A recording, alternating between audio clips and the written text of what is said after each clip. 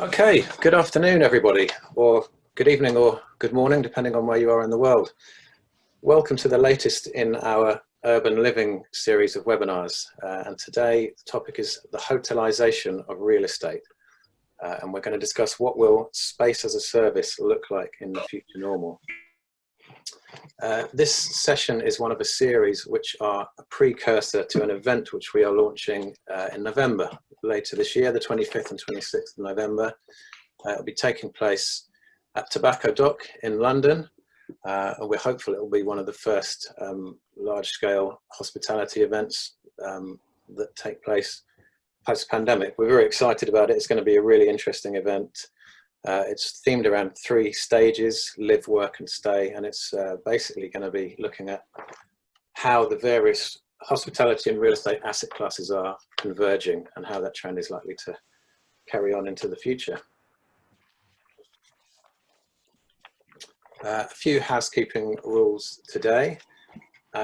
Please keep your camera off and your sound on mute if you're not one of our 4 panelists, just because we can get interference and it doesn't help with the sound and the clarity. There'll be a recording of the session emailed to every one of you who has registered in a day or 2. We're going to have a great panel discussion which will take 40 to 45 minutes and then we'll get around to some Q&A at the end. So if you have any questions for any of our panelists, please use the chat function in Zoom and we'll get around to those and discuss them at the end. My name's George Sell. I'm the Editor-in-Chief at International Hospitality Media. We are an online publisher for the hospitality industry and a conference organizer too. We've got a fantastic panel of experts joining us today. I'm shortly going to get round to asking them to introduce themselves, but before we do, I just wanted to give the discussion a bit of background and a bit of context. So you've probably heard the phrase hotelisation of real estate. You've probably heard about space as a service. They're 2 buzzwords that have been appearing a lot in the industry media recently. And we want to really get under the skin of it today and find out what it actually means and what the implications are for us in the industry. Now, there are a couple of quotes here. I won't read through all of these, but there are 2 that I think are particularly relevant and show how potentially significant these trends are. They're both from a guy called Anthony Slumbers, who's a bit of an expert in this space. And the first one says, "The changes coming to the world of real estate, encapsulated by space as a service, represent $1 trillion plus opportunity. Everything we're familiar with about how we design, build, occupy, manage and value all the spaces and places around us will change fundamentally over the next 10 years. And the second one is, "We are moving from products to services and from ownership to access. So we have Netflix for movies, Spotify for music, Airbnb for accommodation, Deliveroo for food and so on. Wherever you look, people are shifting to on-demand services. Why is real estate likely to be any different?" So it's a big topic and there's a lot to cover, but thankfully we've got some great speakers here today to help us to do just that. So I'm going to ask them all in turn to introduce themselves and to talk briefly about how their businesses and their companies are affected by or involved in the hotelisation space as a service phenomenon. So I'm going to ask you one by one as I can see from left to right on my screen. So Giles, would you like to kick off? Thanks, George. Good afternoon, everyone. It's great to be here. I'm Giles from Harmonics. We provide software for running innovative living solutions. So the tools for operating service departments, co-living, and sort of actively managed spaces. I've worked with service department providers and co-living operators and landlords for the last 10 years from a technology perspective, and prior to that for almost 10 years in the development and operation of service departments and build to rent residential. At Res Harmonics, we're working with owners to deliver multiple modes of operation of residential. So that can be from short stay to medium stay to long stay. And now we're seeing a lot of actively managed communal space as well, particularly in co-living or increasingly in hotels and service apartments, where there will be chill out areas, lounges, workspaces, gyms, a variety of food and beverage, running from sort of just a bar to full restaurants. And so they're all coming together. Our platform covers the sort of selling and booking processes, the actual tools for doing the high performance management of those types of activity, delivering a really good customer journey and customer service, and nurturing the relationship with the guests or tenants over that time, and reporting that. We do that with 6,500 properties across the world now, and we're very sort of positive about this space going forward. Thanks, Giles. Jacob, over to you. Hey guys, thanks for having me, George. So my name is Jacob. I'm one of the co-founders of Stasher, and we're essentially a marketplace for short-term storage. So just to explain what that means and how it came about 5 years ago now, my co-founder Anthony and I, we moved down to London. Ant had a flat that was located really centrally, so we often had requests from people asking, can I leave stuff at yours? It was right next to Euston Station, basically. And for fun, we built this website where people could book storage in Anthony's flat just because the request came up enough times. And we had this vague idea that we could take this kind of as an Airbnb for storage model, cover loads of people's apartments the way that Airbnb did. What was interesting was from doing that and literally then having customers kind of come to our front door so that we could interview them and talk to them about the service, we figured that there were a couple of things. I mean, Airbnb was definitely growing in popularity and somewhat contributing to this issue of, needing short-term storage, because they didn't tend to have concierges in the same way that hotels do, where you can leave your bag after you check out. Even in the case of hotels, you often have people who they've stayed slightly further out of town and they want to come into the center and leave their things more conveniently.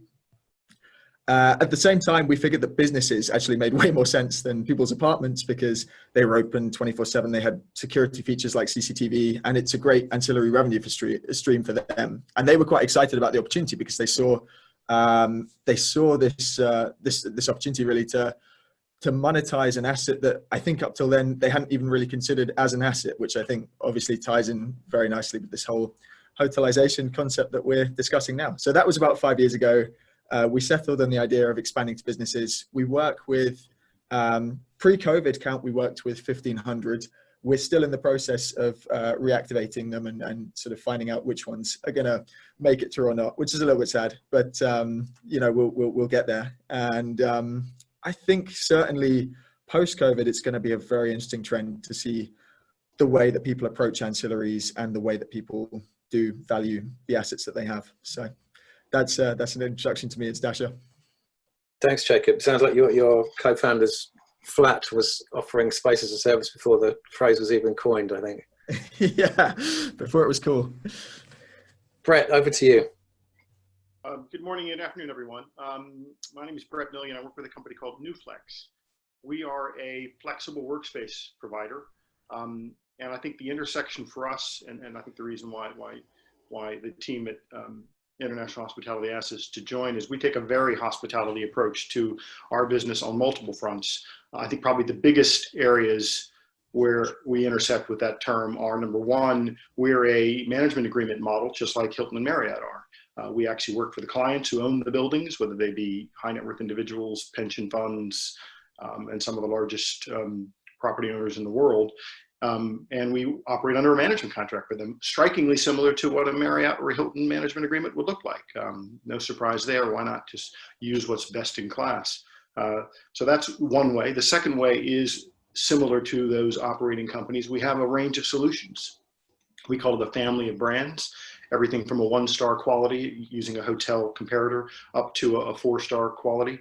Some of those are in partnership with existing brands like Serendipity Labs, which is a very well-known US serviced operator. John Arenas, the founder of that business, and I have known each other for 20 years.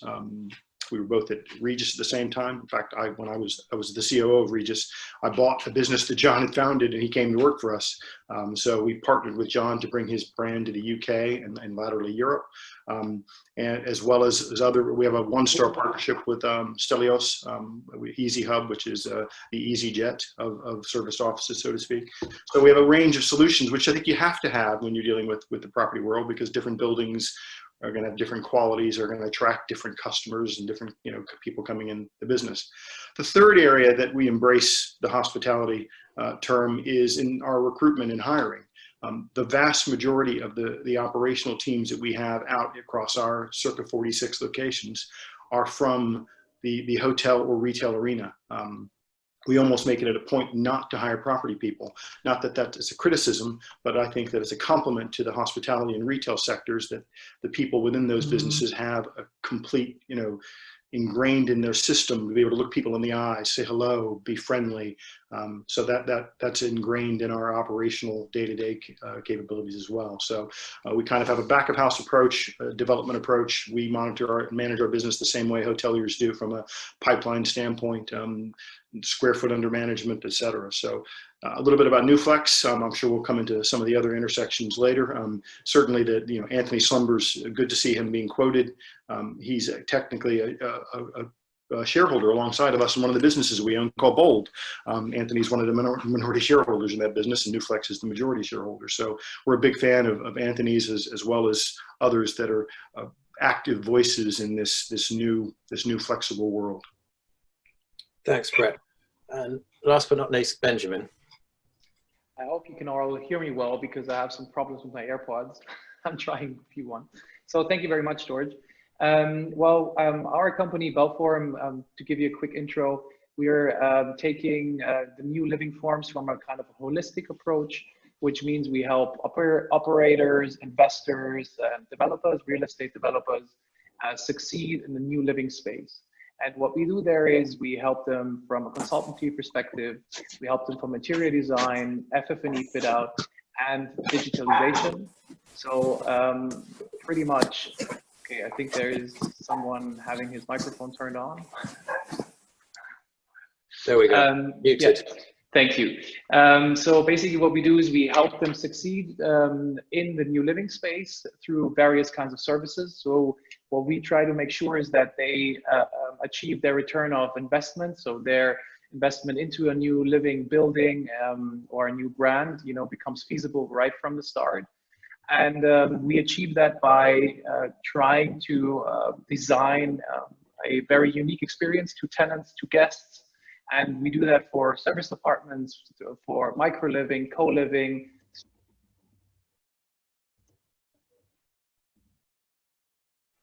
We've lost you there, Benjamin. Sorry, yeah. Yeah, you're back, yeah. Anything between a normal apartment and a hotel is basically what we're looking at. And so basically COVID and what is currently happening is really helping us to put more services, more digital services also into these buildings. And also it becomes a standard, basically a boost to make sure that these standards are being achieved, which will also help us achieving a better and unique experience to guests and tenants. So this is basically what we're looking at right now. Thanks. I don't want to spend too long getting hung up on definitions, but I am going to ask you how you would explain the concept of hotelisation and space as a service. Benjamin, is this something that investors and developers are aware of and asking you about when they bring a project to you? And if so, how would you define it to them? Well, it is basically what a lot of developers have understood because of rising land prices, of rising construction costs, that normal build to rent is not really feasible anymore in the top cities in Germany. So from a investment perspective, they're looking at it and they also realize, okay, we have to do a little more than we used to be doing, but then again there's an opportunity and upside there. So this is really where the developers come from when they come to us and say, okay, micro living, service apartments, that is something that we are interested in looking at. And what we feel is the hotelisation, basically what I just said, the hotel and an apartment, they basically merge. So you are in an apartment today, but you enjoy services, sometimes through third-party operators. So such as, delivery, Amazon, Uber, everything is just connected to your apartment. Sometimes operators offer that themselves, but it is really not so much what we feel, the convenience aspect, which is the trend that is driving the hotelisation, but also the experience layer. So we're heading into an experience economy. So basically we have the service level, not just plain services, but how we experience and how we want to enjoy, and the quality of these services that are really becoming essential to what is being offered, and also to the brands that are offering it in a way that means something to the tenants and the guests. And these are the ones that are being successful, because it's not just about offering services anymore. It is about what is your demographic and how you can tailor unique experiences and services at a quality level that really makes sense to them and is of value. Great, thank you. Brett, how would you describe space as a service in a nutshell, and what do you think are the main things that the office market have learnt from their hospitality counterparts? Well, I think there's still a lot to learn. Let me say that to begin with. But I do think that the conventional property market has had an acceleration, even pre-COVID, towards the space as a service model. And I think it's happening for a variety of reasons. I think number one, the lease arbitrage model, the classic IWG, WeWork, et cetera, others model is becoming more well known and more accepted, despite some of the difficulties that some of the players are having. And I think that the reason why it's becoming more accepted from a property owner standpoint is that they're finding that customers, occupiers, actually want this service. They want this experience, which is a great word to use, Benjamin. And I think that it's got a lot of relevance within the workplace environment. So I still think it has a long way to go, but I think it's moving in that direction. Certainly this year, we've seen a market acceleration in people's willingness to discuss how space as a service can be in their building. Everything from the traditional service office environment where people are 1 to 20 workstations or even 1 to 50 workstations, up to 2, 3, and 4, and 5,000 square foot occupiers, customers who want flexible terms, but may not want to be in a flexible environment. They may not want to be inside of one of my brands or Regis or Spaces or WeWork. They may want their own identity. And I think landlords are saying, right, how am I going to deal with this? I can't just turn this away, because this is becoming repeating itself from having a lot of people ask for it. So, and that's another thing. We have a product that does that, as do others that are trying to, provide a service to the property industry to expand the concept of space as a service.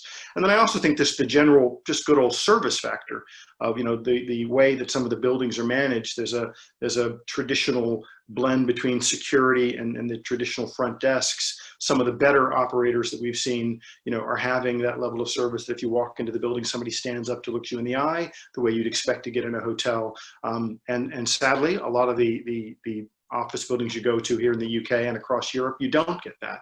So I think it has a long way to go, but I think it's on the right track and moving. And certainly in our experience, and a lot of the conventional property owners we're talking to, they are grasping this concept of the hotelisation, not just from a management agreement standpoint, from all of the service aspects, flexibility, and creating, a vertical community and a horizontal community in their buildings and their properties. Mm-hmm. Thanks, Brett. Jacob, how would you define space as a service? I mean, in your case, it's a literal thing. It's something that you offer. But how would you explain it in a nutshell? I suppose, I mean, you've kind of ticked a lot of the boxes already, so I'll try not to sort of double up the definitions. Like you said, I mean, yeah, we've got a very literal interpretation of it, because it is very much about sort of physical space and renting out that physical space. And I suppose, I mean, an observation that we had fairly early on, which, you see the same thing across Airbnb. It's part of the reason it's so popular, is that actually when you can take the same asset and sort of chunk it up over smaller timeframes and almost sell it for more. It's that ability to actually like kind of supercharge the revenues you're getting from the same thing. And we notice this in storage. It's a major trend. Like you can you could take a space and sort of rent it out for a year and the rates sort of discount, and actually that same space rented by the day, you just stand to make so much more. Sorry, I've gone off on a little bit of a tangent there, but essentially, yeah, for us, it's very much about just like recognizing the assets that you have and sort of seeking to monetize beyond just the kind of core functionality that you're used to using, kind of adding more to what's already there. I think my definition is probably kind of biased by my own experience. There's obviously more to it than that, like Brett was saying, but that would be what I'd add. Sure. Well, let's move on to the impact of the pandemic and what might occur as a result. I think there's a general feeling that the process of hotelisation is going to be speeded up significantly by the pandemic. Giles, you want to give us your take on that, what your prediction might be for how the coronavirus is going to impact space as a service? Yeah, sure. I mean, I think obviously at the moment there's a reduction in travel. We were covering in the pre-chat about the fact that London is still empty, but a lot of it now there's a big focus on cleanliness and the standard of the space and how it's laid out. And that plays to the strengths of brands, and this whole space as a service piece is about the utilisation of the whole building, offering different levels of service. You know, not just the residential stay, but it could be workspaces, it could be food and beverage or similar. And actually having certainty around a brand and confidence in the fact that it is clean, it is well managed, and so on, will be more and more important. And you know, if that sort of, the other piece of the COVID world is this increase in people not traveling as much, is going to increase loneliness, which is a very significant concern in modern living, and it's being addressed by co-living in generating community. And so actually, if you can create a community that allows you to cover, you know, you can have a brand that covers multiple locations, which allows people to travel between those locations safely and securely, and know that when they get to their destination, they're going to get the certainty of what they're used to or what they're concerned about. Then I think that would be a very positive thing for the space as a service. And then that also sort of plays into that bubbles world of, you know, if you are in a community and you're able to live and work and eat in some scenarios in that one space, then you know, it increases that sort of desire to be safe and secure. And I think that's something that's going to increase so in the short term. And then in the longer term, you have that sort of membership world of where people can go from space to space with the flexibility that you don't have in traditional office leases or longer term residential. There should be no reason why people can't move from space to space. Mm-hmm. Thanks, Giles. Brett, as we alluded to earlier, your colleague Caleb has written a piece in which he predicts that the impact of the pandemic will be to give space as a service rocket boosters, which is a nice way of putting it. Do you agree with that? I mean, I do. I think that, you know, that being said, I think there's some more practical elements to it that probably need to be addressed alongside that. I'll come to the rocket booster part in a second, but, you know, when this was happening, you know, like anybody that's an operator involving where there's customers coming in, you know, people's safety and security had to become, you know, priorities 1, 2, and 3. So, you know, how you're managing your space from one-way systems to literally spatial allocation of square foot per person, cleanliness, et cetera, those things rise. And I think that is absolutely the reality that we're going to be looking at, you know, for the next 6 to 12 months. I think beyond that, it's hard to say when things might start creeping back to what it was before the pandemic, or if it does. I mean, there may be a heightened awareness on cleanliness, and, you know, hand sanitizer may be a thing that's permanent in every location now, as well as, you know, touchless receptions where people can check in and check out into a workspace arena or into a co-working or a hotel or service department environment. So I think there's some practical things. I think one of the interesting things that we're studying is productivity. When people went into lockdown, again, I'm talking about the workplace productivity here, everyone was forced to have interactions like this. I mean, you can only either do it over the phone, over email, or video, and clearly Zoom and Microsoft Teams and others, skyrocketed in popularity, and we learned to communicate and to sell and to listen and to talk and attempt to collaborate in this environment. As the workplace starts opening back up, and it certainly is opening back up, we're seeing certainly higher volumes of people coming into our locations, not quite to the same way it was before the pandemic, but there's almost a fear of missing out from the collaboration standpoint. And the loneliness thing that Giles raised, I mean, there's no question that there's been 1,000 studies, so I won't talk about the ones that we've done, where the social aspect in a workplace in particular is just hyper important. And frankly, it was one of those things that was just like breathing. It was like air. Like the lights come on when you go in the office, you can connect to the internet when you can go into the office, and thank God you can talk to the people around you and have some social interaction. And I think that to a large extent, the Western world's been starved of that. So I think all of that are issues that have to contend with on the day-to-day operations. And at the core, that's what NewFlex are. We're an operator. That's what we do, and we think we do pretty well. I think the reference that Caleb was making to the supercharged aspect was, if I were to look at the market in the whole, I would say that if you take the Jones Lang, the Southstat, and CBRE and others that have suggested pre-pandemic that the market should grow to 30% of boring old commercial real estate should be flexible in some way. I think Anthony Slumbers thinks it's going to be higher than that, and I think he's right. I think it actually will end up being a much bigger number than that in the coming years when you bring in the way traditional landlords are thinking more flexibly and allowing people to take only a 5-year lease or only a 3-year lease. If you start adding that into the definition, then the 30% could be surpassed pretty quickly.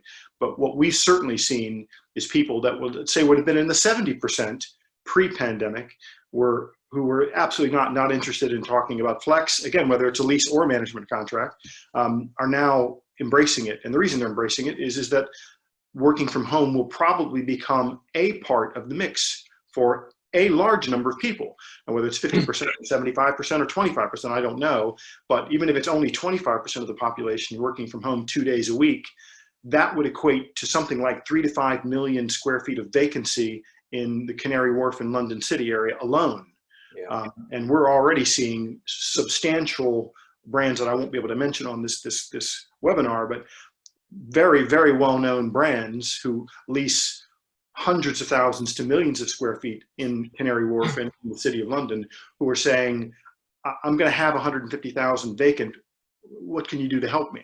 Yeah. So that's the rocket boosters that Caleb's talking to, that, there's certainly an awful lot of chatter that we're getting the benefit of, as are all good operators. So it's good that we're in this place.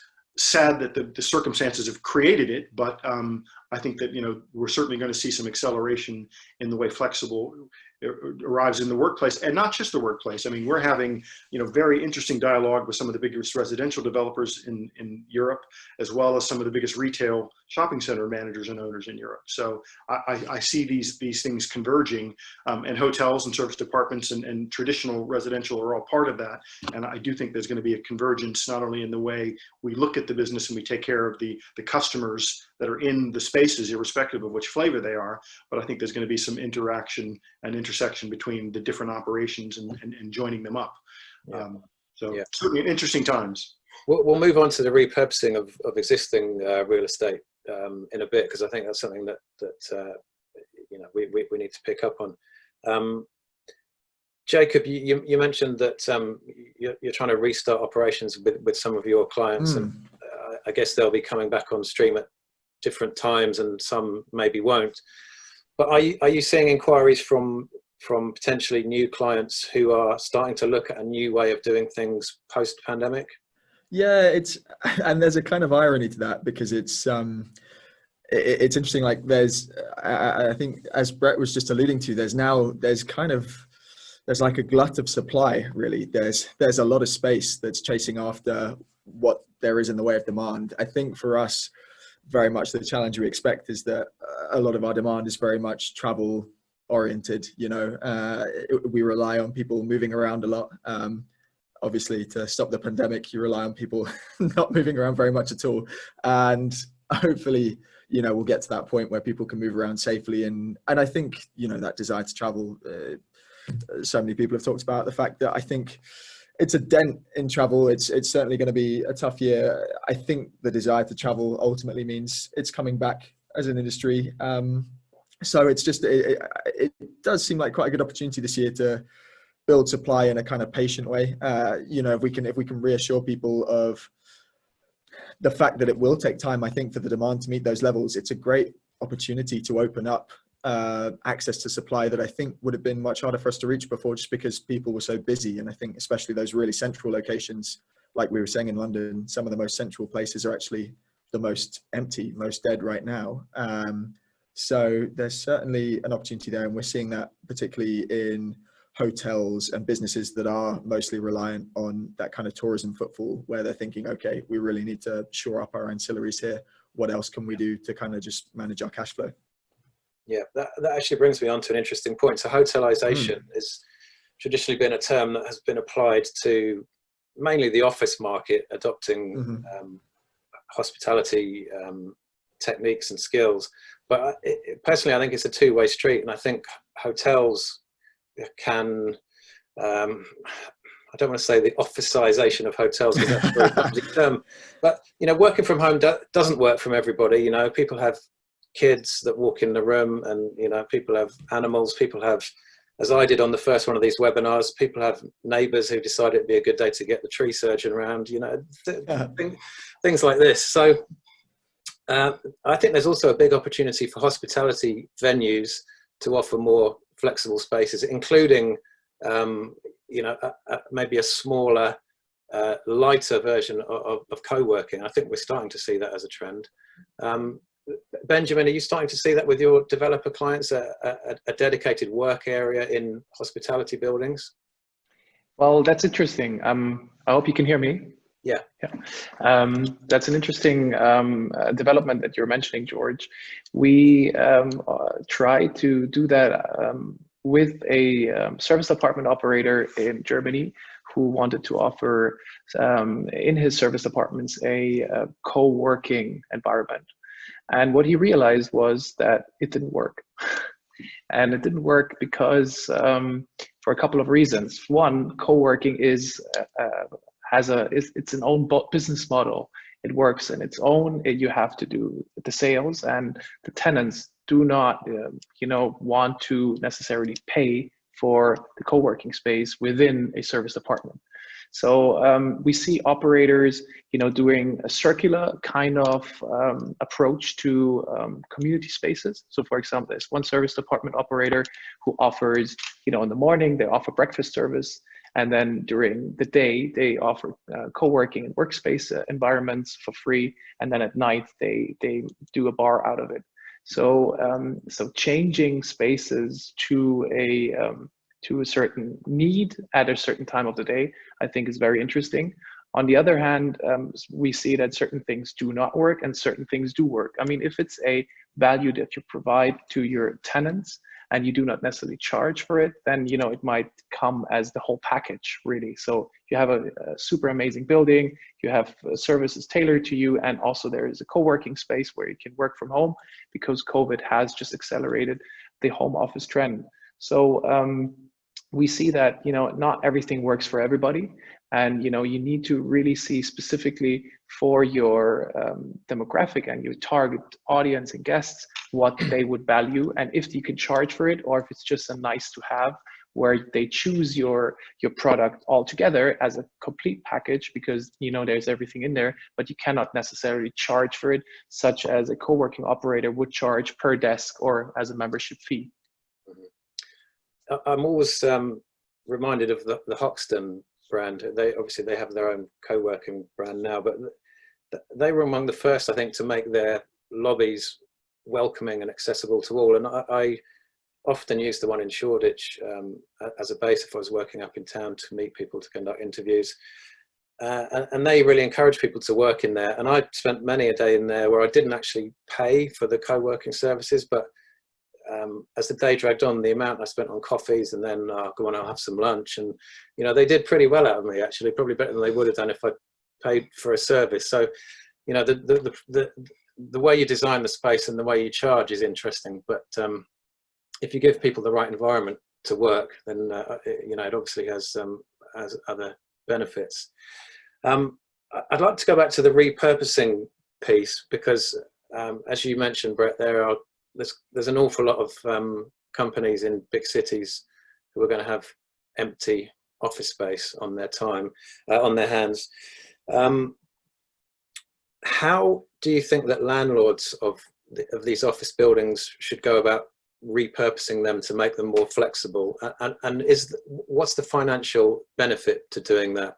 You know, is this space as a service model going to become more attractive to investors and owners as a result of the pandemic? Do you want to kick off with that, Brett? Yeah, sure. I mean, I think that's a big question. It's a good question, but it's a big question. I think it really depends on the landlord and their strategy. I mean, there certainly is an element of what space as a service provides, which is just purely mercenary and it's just generating cash and a return. And there's nothing wrong with that. At the end of the day, if they built the space, they will have a financial model of which they were able to get the capital to build it, the 20, 30, 40, 50, 100, 200 million dollars, pounds, euros to build the building. They need to get a return on that. So there's no question that has to play a part of it. I think increasingly, however, because of the changing demand of the customer, the whole concept of using the word tenant, they're customers in our vocabulary, but customers that are coming into an office building or service department or hotel, I think it's all the same. You know, the expectation is changing, even pre-COVID.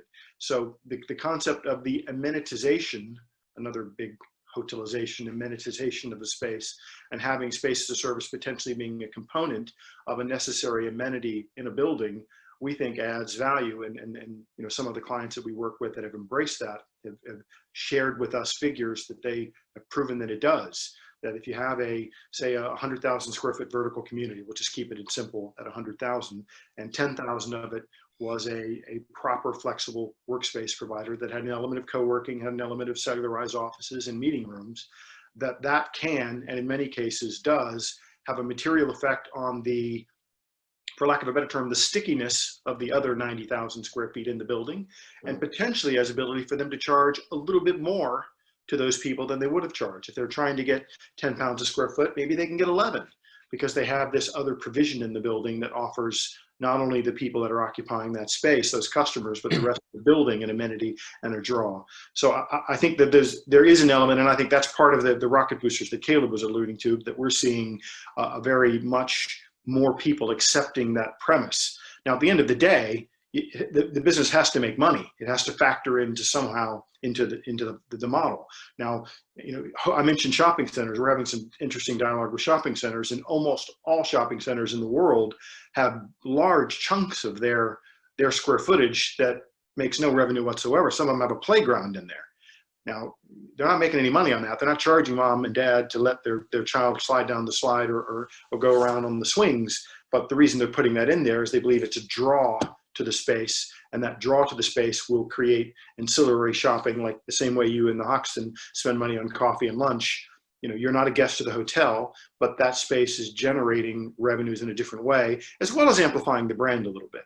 So we do see that happening, and I think that the amenitization aspect is growing. I think at the same time, it's still got to be making money, and if it doesn't make money, or it doesn't make enough money, I think it would be hard for the building owner to contemplate having space as a service in their stack. But I think certainly more and more and more are saying this is the right thing for me to do, not just the amount of money I can make on that 10% of the building or 5% of the building, but how that impacts the customers in the other 90 to 95% of the building. Mm-hmm. You might be able to actually answer a question that we've had in from Robert McNally on a similar theme. Robert says, I can see the potential benefit of receiving income by making available space on a flexible basis, but traditionally lenders have placed far greater value on certainty of income. I'd be interested to know how, for example, a developer might secure development funding for an asset proposed to be used on a hotelized basis. Yeah. Or is this an opportunity for non-traditional lenders to get into the real estate space? Well, I think the second part of that, because I did see that question come up, and I'm glad you asked it, and thanks for asking it, Mr. McNally. I mean, certainly I think we're going to, again, accelerate. I think we're going to see some non-traditional lenders entering into the office arena, at least. I'll just speak for our sector, because I think they're going to find that some of the traditional lenders are struggling with this, because, you know, traditionally just as was articulated in the question, lenders look at the covenant, the length of term, but that way of thinking is going to have to change. I mean, the number of, I think there was a stat that was circulated last week that the number of traditional office take up in the last 12 months in the UK is low as it's been since 1985. And if you read into that deeper, the number of people signing a 10 or a 15-year lease, that's going to become a way of the past at some point in the next 5 years. I can't see why anyone would want to sign a 15-year or 20-year lease anymore. There's no tangible benefit other than stability and certainty that you're going to be in that presence. So if you're a research laboratory and you're going to be trying to find the cure for pandemic diseases like the one we're in, fine, you might want to sign a 50-year lease in Cambridge or Oxford or out of town somewhere. But in a traditional office environment in any of the cities in the UK, including the middle-sized cities, the Guildfords and the Milton Keynes of this world, why would anybody want to sign a 15-year lease? And if that's the current valuation methodology being adopted by all of the institutions, then I think they're going to have to accelerate their views, because I just think anybody who was modeling building a brand new building that they're going to come out of the ground in 2023, the mix of 20-year leases in that building, I would say, would be de minimis to zero. There might be a few 15-year leases, there might be a few 10, but the rule is going to be 3 to 5 year leases. And I also think a big component of that will be 0 to 1 year leases, which is where, again, people like us and many of the other operators can provide a good service to the customers and we think to the owners. But the lending thing is going to be interesting, and it's going to be certainly create an opportunity, I think, for some forward-thinking lenders who will put a value on a trusted operator. Look, the hotel world's done it. When hotels started management agreements and started doing this in the 60s, there wasn't a valuation methodology what we embraced for that, and there is today. So I think we'll get there, and we'll see that accelerated to happen. Before the pandemic, I would have said it would have been 5 years or longer. Now I'd like to say it's within 5 years. Yeah, thanks, Brett. Just a reminder to everybody that please do put your questions in the chat box if you have any for our panelists. We're going to move on to those there. Can I chip in on that last point? Please do, Giles. Yeah, one of the things that's been really interested in, obviously my focus has been a lot on residential coming into the service piece here. There's a lot of interest in that build to rent and service department world now, where lots and lots of short stays do actually create a certainty of income as well, where you are less vulnerable, you're less fragile towards people going under or having challenges. And so, people like some of the funds are actually seeing, an on average 90% occupancy in long stay being really sustainable. And I think with the whole of this piece, the key is location, and it always will be. And so, in terms of repurposing assets and looking at them, now, if you've got office assets that are not working, actually bringing residential into that space, I think would be a really interesting way forward, where you see the whole building as a service, offering work and living and food and beverage, and where that creation of community is in there, you have that classic world of people who are part of a community tend to stay longer, which increases your chances of your leases rolling on. And that's why in co-living, there's a lot of facilitation of the community in order to bring people together and to actually make that happen. I think it'd be really interesting to see that in office and residential. Mm-hmm.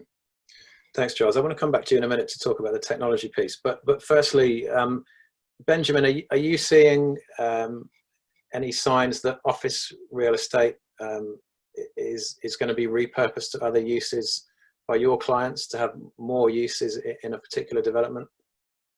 Well, that is really an interesting development that we're seeing over here in Germany right now. So for one, we don't see that the office world is impacted that much, at least not yet, at least it's not surfacing yet. But what we see is, what Brett also said at the beginning, retail spaces already were in trouble before, and the crisis amplifying that. So what we are, for example, doing right now is we have a large commercial space in the ground floor. It was a pizza place, and some other places it was 500-600 square meters worth of space. And the owner, because he can't find anyone not a restaurant or any other commercial renter. So we are converting that into micro apartments now. So that is something that we are seeing that is being repurposed. And what we're also seeing that is being repurposed is hotels. Because at least in Germany, we have the brands and the large brands dominating the market, and individual hotels are struggling. And they have been struggling as well in the years before. So what is happening right now, because of the traveling, being less, and, you don't see as much business travelers and tourists anymore. So you see that trend also amplifying and hotels struggling more. So we had, a couple of weeks ago, we were at the first hotel, had a good location here in Munich. And the operator, he said, basically, my hotel is empty. I had trouble before because my guests that used to stay with me before are now staying in Motel 1. So I was kind of doing okay. And now with the crisis being hit, he's being hit by the crisis, now his hotel is empty. So now we're trying to repurpose his traditional hotel into a complete digital service apartment or even micro living approach. He's not, unfortunately, he cannot do, like Giles said, community. Community is a great experience layer that helps facilitate and retain, but he's just looking and he's very realistic, and he says, well, what can I do?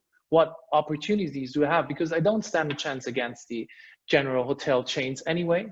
So I might as well do rather micro apartments, or I do service apartments with a lot less services being offered by me. So that helps reduce my costs. So I can offer a more competitive rate.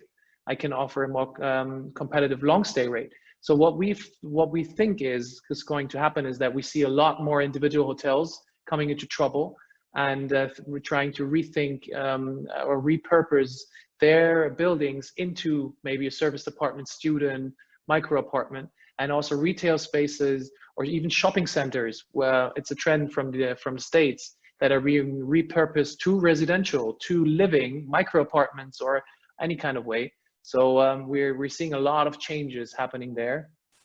Yes. Thanks, Benjamin.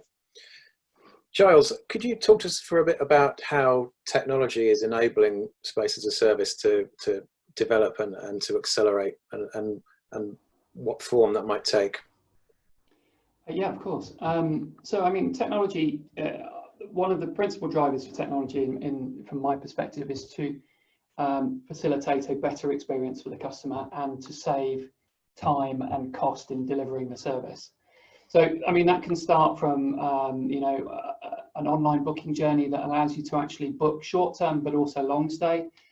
We've been working on a number of different sort of long stay booking processes for residential, where it's actually doing online credit check through to pre-vetting the tenant online, and doing the contract and then booking them into the space. There's a lot to be done in terms of the revenue management for short and long stay. You can take long stay bookings traditionally have a very sort of static rent over a 6-12 month period, but actually there's a 10% variability in the time of year when that lease starts. Renting apartments out in December is really difficult. It's very easy in March and September, and actually it can be, as I say, quite a swing in terms of the amount of rent that you can charge based on that. And then short stay has massive variability based on events in the area, in the local area, and so on. And so revenue management, where the technology is actually giving you indication on price based on trends in the area, trends in your portfolio, to help you split up between short and long stay to maximize revenue, is a massive thing in technology and in residential. Then that sort of flows through into the check-in process. A lot of these buildings now, when they're well managed, will have digital locking solutions that are online, so people can check in online. They can use their phone as a way to check in. Obviously, in COVID, that's very positive from a reduced exposure. You're not picking up keys, you're not touching keys that other people have used, and you've got real comfort in that. But actually, it's safer and easier for people to use. and obviously reduces chance of theft of keys and improves your security piece. So online check-in, that can be done online or obviously through kiosks, so that people can actually arrive and check in without having the administration piece to do, which then means your front of house can really look after and facilitate that customer experience, that sort of looking people in the eye and looking up and getting them into wherever they need to be or guiding them. Through to the actual service delivery piece, where you're ensuring through your housekeeping and your maintenance team, they know when they need to clean. You can notify guests of when they need to, when cleaning's happening. Again, with COVID, that's great. They can say your clean is going to happen between 10 and 11 o'clock today. That can be a text message, that can be an email. And then that means that the resident can say, right, I will be out while the cleaning's happening, and it reduces it. But it's also great convenience. Same with check-in in a sort of hotel piece. When your housekeepers and maintenance people are able to say, yes, this room is clean in real time, then your guests can check in earlier, or your front of house will know that the apartment's ready. The classic hotel experience of an overnight flight arriving at 9 a.m. but not being able to check in till 4 or similar can be overcome with an actual text message or an email to the guest that says, actually, your room is being cleaned. There is no reason why you couldn't move in now. And that's a really great experience for the guests. And then in terms of maintenance issues, they obviously happen. The reactive maintenance, you can have in real-time messaging to and from the guests to keep them up to date with what's happening, and that certainty as to what and when and why things are going wrong in your portfolio. It's a very useful thing to be able to report on. And then, of course, there's finance, where you have integration between front of house systems and finance, so you can see if bills are paid. That works very well in long stay, so that the bills can be sent out on an automated basis, on a monthly basis, and be taken by direct debit or standing order, or by credit card. And then, of course, you've got the whole reporting world. By using technology to report, you can deliver a much stronger service level, because you can manage by exception. When you have hundreds of rooms or hundreds of apartments to look after, it's very useful to have good reporting with KPIs, and you can see that everything's running well, and actually here is something that needs to be dealt with. Yeah. And so technology plays a really large part of that. Yeah. Thanks, Giles. We've had some questions coming in. Before we got into those, I just very quickly wanted to ask Jacob about the role of third parties. Obviously, if a space is going to become, whether it's a hotel or an office, if it's going to become more and more flexible and offer more and more uses during the day, the main owner or operator of that building is not going to be able to offer all those services themselves, which is where companies like you guys come in. Have you ever come across any reluctance to engage third parties, and are there situations where you work alongside other third parties to make a space as flexible as it can be? Yeah, I think generally any reluctance to engage third parties would probably be, do you mean, when you're asking that, do you mean in the sense that, like, would it not be better to just do it in-house? Or do you mean, yeah, I presume that was where you come from. Okay. No, generally not, because I think what people recognize, at least, I mean, I'm talking from our case, is just that the either the upfront cost or the ongoing sort of management, or kind of the necessary sort of frameworks that go around it. So in the case of a luggage storage, it's the marketing, it's the insurance, it's some amount of sort of support and operations that just goes into making the process run smoothly.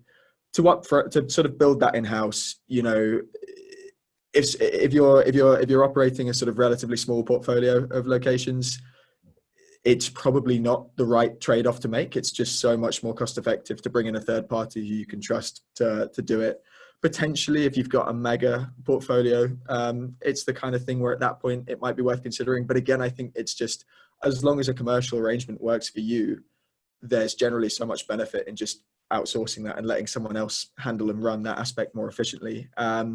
And yeah, certainly number of instances where we're working alongside other third parties as well. Again, I'm talking mainly with hotels as our clients here, but parking spaces, they've always been, parking space providers have always been a category of company that we sit alongside really well. We've got a lot of those kind of companies that we're quite friendly with, and we sort of help each other expand and introduce to clients, because it tends to be that we're targeting the same kind of people. On the other side, I mean, now talking slightly more on our sort of demand side, looking away from hotelisation, there are key exchange companies that we'll work with to target vacation rental property owners. And I think it is quite cool. There's this whole sort of ecosystem, if you like, of various third-party support tools that are great for either generating ancillary revenue or generating enhanced customer experience that just make it that much easier to run the kind of hotelisation of your spaces or your hotel, or yeah, probably not hotelisation of your hotel, but you know what I mean, like to make the space as a service thing run effectively. So yeah, I think I don't tend to see any resistance to the concept of using third parties. If there's resistance, it tends to be more around like, you know, the physical space just didn't exist because occupancy was so high, which I think again is where this year presents a really interesting opportunity for companies like us. Yeah, thanks, Jacob. Right, let's get around to some of these questions because there's some good ones. George, can I just add something there? Because I think, you know, what is really interesting is, you know, what Jacob just said, and also your question. I think, you know, buildings become more, they have to approach more from a platform perspective, that they become platforms for third-party operators, because, you know, what you mentioned in the very introduction, that, you know, these internet companies such as Netflix, such as Amazon, such as Uber, you know, they're offering so many services, and they're also changing the way we expect services to happen and the quality of services. And when we think about a 10 years perspective, you know, today we cannot imagine what services will look like in 10 years. So and because buildings are being built today, or you know, so it is a more static approach. So the open, you know, such as software is, you know, going in that same direction with open APIs. So we think that, you know, if you open up buildings and you set up a structure right from the beginning where you can partner with third parties, you know, offering certain services and maybe even offering them better than you can with your own operations, and being open for new services that are coming in, that is something where, you know, you can enhance value to your guests and tenants. And on the other hand, you know, you also provide value to yourself and to your return on investment by not having to do all these operations by yourself, which you probably cannot do in the same quality, in the same speed, and to the same cost effectiveness. So that is something that, you know, we will see very, very, you know, as a strong development in the next couple of years. Thanks, Benjamin. We've got a question here from Andrew Edkins, who asks, does the panel see there being the requirement to revisit the zoning or use class segmentation in town and city planning? It seems to me we're moving away from distinct and segmented, live here, work there, shop over there, etc. Modern living seems to be blending, even seeing the same space morph during the day. So who wants to pick up briefly? I know planning is never a brief subject, but does somebody want to pick that one up briefly and see how that might need to be addressed? Brett, okay, go for it, Benjamin. I saw your hand go up. Yeah, well, you know, how cities were categorized in the past was, you know, you have, you know, commercial parks, and you have, you know, residential areas, and you have office areas. And, you know, I think that is a trend that we see, you know, all across different assets and asset classes, that everything is just merging. You know, you have new work, you know, so you do from home, or everything is, you know, basically all the boundaries are being, basically they're breaking apart. So city planning needs to also revisit how they want to approach city life, because, you know, you work even in the same building as you live, as you have your kids maybe go to school. So everything is, you know, yes, blending or merging into, you know, a lot more as one asset, and not as a distinct asset where, you know, you travel all across town to work in a business park, and then you go back, and, you know, that is really changing a lot. So yes, we also speak with cities and municipalities to to rethink, okay, listen, you know, you cannot just have a business park here, because in the long run, there won't be enough businesses anyway to sustain that. So implement living, you know, start, you know, thinking about a holistic approach, because work and life balance, you know, it is merging, and, you know, we need to change that completely, because, you know, our life has just accelerated so much. Yeah, thanks. We have reached the end of our allotted time, but I just want to ask one more question, because it's a good one, and there's some interesting points being raised here. This is from Ivana Havlikova, and she says, I'm interested to know how event spaces for conferences, workshops, seminars, etc. can best adapt to the new behavior of consumer. Can you see this business model to be feasible in the future? Brett, would you like to pick that one up? I mean, sure. I mean, and that area certainly is going to have to, you know, change and think about how they're going to manage events. I mean, I think that assuming that we begin to come back to some normal in the next, say, the next 6 to 12 months, I think the next 0 to 6 months, it's going to be the number of meetings happening where 20, 30, 40, 50 people gather, I think, are going to be few and far between, or if any. But I do think that, you know, there are some technology applications that can be used, and one that we use with one of our brands now, where every meeting in the ideation studio, this is in our Serendipity Labs brand, the presentations are recorded. So even if there were only 5 people there, they're recorded and they're live streamed and stored in the cloud for the customer to use, and they might have a similar event just like this. So I actually think taking this webinar is, I think, going to become a norm within the business arena. So rather than people traveling, and which is going to hurt the hotel industry and the airline industry and the train industry, et cetera. But I think the next 6 months, that's going to certainly exist. And I think that technology will probably be there going forward. But I think that, you know, at the same time, I also think that, you know, life moves on. And I think we, you know, will want to go back to having the same type of collaboration, the same type of involvement. Because while this is a great, you know, event, and it's been great listening to these other very, very intelligent people and listening to some of the great questions. If we were all in a room, there would be a different level of energy and a different chemistry there that you cannot replace sitting, you know, in front of a laptop or a desktop. So I think that the world will want to get back to that arena, and I do think we will recover. But I think that it's about being smart, being adaptive, being technologically savvy, and being flexible over the next 12 months, so that we all get through this and we find that new norm and what it looks like over the next 12 months and then 12 months forward. Yeah, thanks, Brett. We're not going to be able to answer all these questions, I'm afraid, but we have posted the LinkedIn details of all our panelists in the chat. So if you would like to continue the conversation with any of these guys, I'm sure they'd be happy to hear from you via LinkedIn. Thanks, guys. It was a great conversation. Just have a couple of slides to run through before we sign off.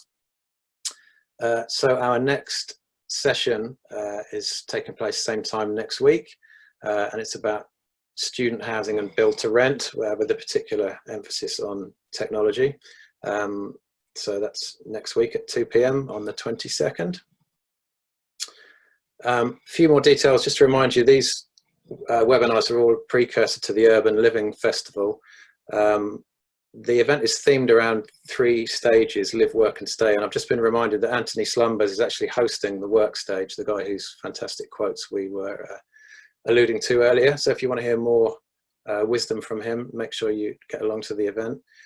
We've got a great collection of sponsors and media partners for the event, a growing list, I'm glad to say. And if you are interested in getting involved, please contact my colleague Katie, whose details are there. This session has been recorded, and everybody who registered will get an email with a link to a recording of it in the next couple of days.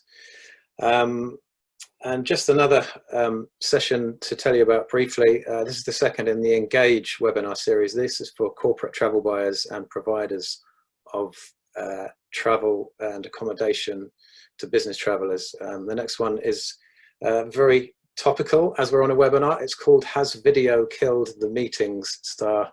A slightly mangled 80s song topic there, but I think it gets the message across. That's next Thursday at 11 a.m. BST, and that's hosted by Mark Harris from the Travel Intelligence Network. So there are the next 3 webinars in this Urban Living series. Hope to see a lot of you back there for some of those. And I'd just like to say thank you very much to Giles, Jacob, Brett and Benjamin for your contributions today. I think it's been a really good chat. Thanks to everyone who's joined us, and hope to see you next week for student housing and build to rent. Thanks very much, guys. Thank you. Thank you.